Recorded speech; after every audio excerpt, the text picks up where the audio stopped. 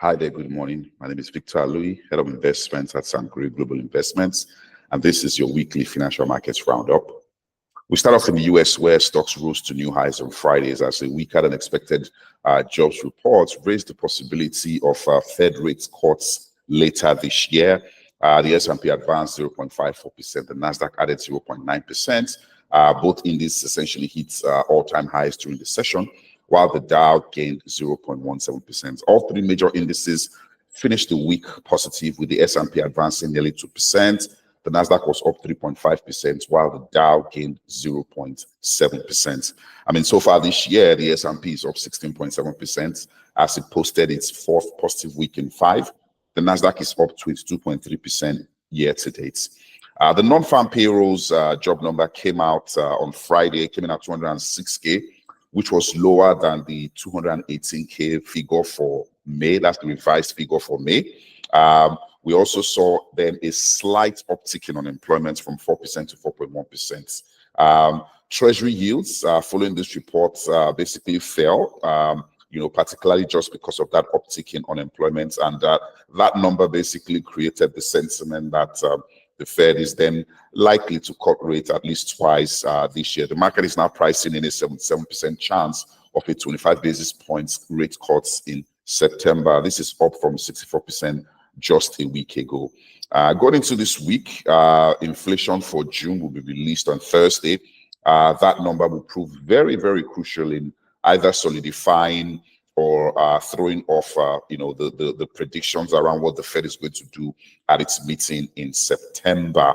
Also, producer prices will be released on Friday, so that's something to really look forward to. Also, Q2 earnings will kick off this week with a number of banks, so that could also prove, quite strong in determining market sentiment and direction for the week. Also, last week, concerns around the candidacy of Joe Biden became really, really strong, particularly in the aftermath of his performance at the first presidential debates, with even people within the Democratic Party calling for his replacement. Our view is that there are still at least 2 debates to go.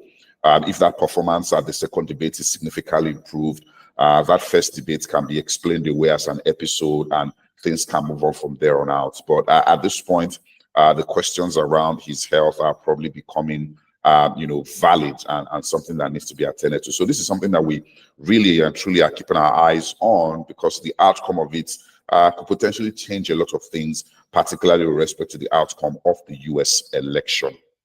Over in Europe, the Labour Party won a landslide victory in the UK, ending a 14-year rule by the Conservatives. The party won 412 seats, its second largest majority ever. So Keir Starmer becomes the new prime minister, obviously with a number of issues that needs to be addressed and that needs to be dealt with, from healthcare to immigration to the cost of living and education. So really remains to be seen how things pan out there. A couple of cabinet positions have been announced already. So clearly the government is looking to hit the ground running and basically get to work really, really quick. Also in France, election outcome came out late last night. I think the critical thing about this is the fact that no party has been able to clinch, an absolute majority. So we are looking at the possibility of a hung parliament, and obviously with the implications that would have for policy, particularly in France, where it's dealing with record deficits, and once we have a hung parliament, the ability to push through the reforms that will ensure these deficits stay in check becomes a bit of a challenge. Nevertheless, we're seeing markets sort of shrug off all of that concern this morning and are doing really, really well. So but we would continue to keep an eye on that situation, as it does have very strong potential to change things quite significantly in Europe's third largest economy. And the Eurozone inflation, cooled to 2.5% in June from what we had in May of 2.6%. The market is now pricing in the possibility of 2 more 25 basis points rate cuts by the ECB for the remainder of the year. Over in Nigeria, really, the fixed income market really has been driven by tight liquidity, for quite some time now, and that sentiment continued, last week. The T-bills market was largely quiet with a bearish tilt, and we saw yields rise by 8 basis points across the treasury bill curve on average. Sentiment was pretty much the same thing in the bond market. However, last week, the Debt Management Office released its Q3 auction calendar with a reduced issuance of between 80 to 100 billion, depending on the maturity.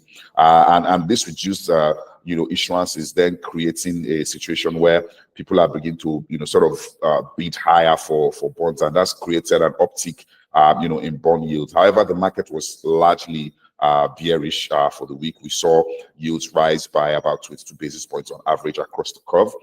For this week, there's a primary market auction that's happening on Wednesday. So that will prove really crucial in determining market direction for the remainder of the week. But for the global markets, we're keeping our eye on that CPI number that will be put out on Thursday. It will really determine market sentiment going into the rest of the month. That's pretty much it in terms of our updates. Thank you very much, and do have a productive week. Thank you.